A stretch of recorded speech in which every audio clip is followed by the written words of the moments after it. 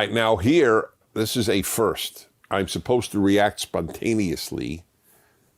Oh, look at that. Whoa. Play the video. Should I say who it is? I mean, what I'm reading? So people will know what I'm going, whoa. Hi, everybody. I'm Dennis Prager. This is Otto.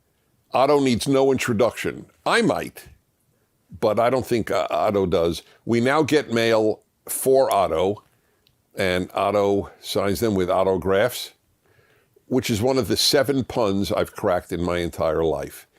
The world is divided between those who crack puns and those who do not. Those who do not, their task is to moan when they hear a pun, which is very interesting because that means there's a certain masochistic element to punsters, because very rarely are they complimented on the wit, and it takes wit to come out with a good one. And that's it for today's. Just, I'm in a frisky mood today. I have no idea why. So, a couple of thoughts by the way, reintroducing the Fireside Chat. Every week, I just share some thoughts. It's utterly spontaneous. I take your questions, all spontaneous. No script, no teleprompter, just you and me. All right. So, got a couple of thoughts, and I'll go to your questions. And Megan tells me that the video question is unique because I've not seen it, read it, heard it. So they apparently want my spontaneous reaction, which will be interesting to see. Okay, 2 items for you as thoughts on my mind. One is the just announced news that Texas will basically open up completely. The Governor Abbott, has announced no more even mask mandate. You want to wear a mask, that's your business. And that is what Texas is doing. Florida came close to doing this nearly the entire. I was a lab technician. I was an accountant. At Northeastern State University in Muskogee, we take care of our students.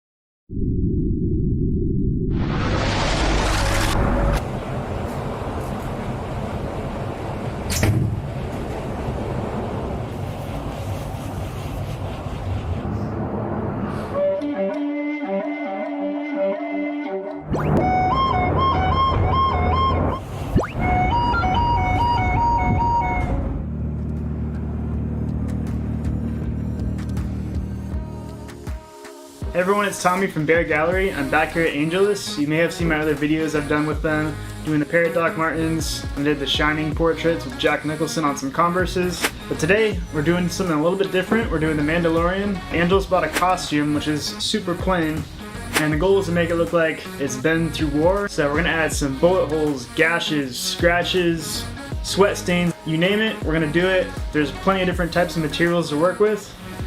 Let's do it. So I've already done a good deal of the pieces of the costume on my own, including the helmet. And we also have this jacket that I finished. It's actually still pretty wet.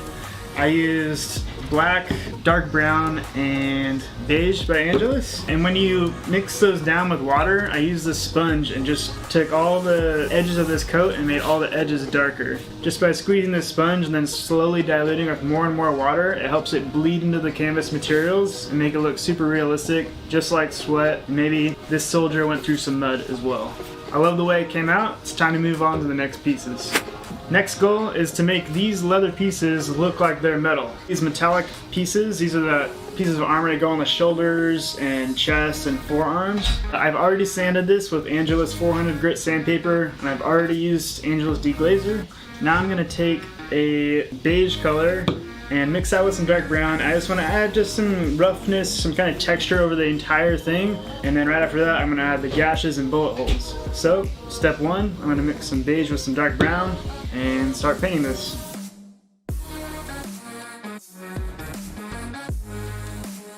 Alright, so I went ahead and added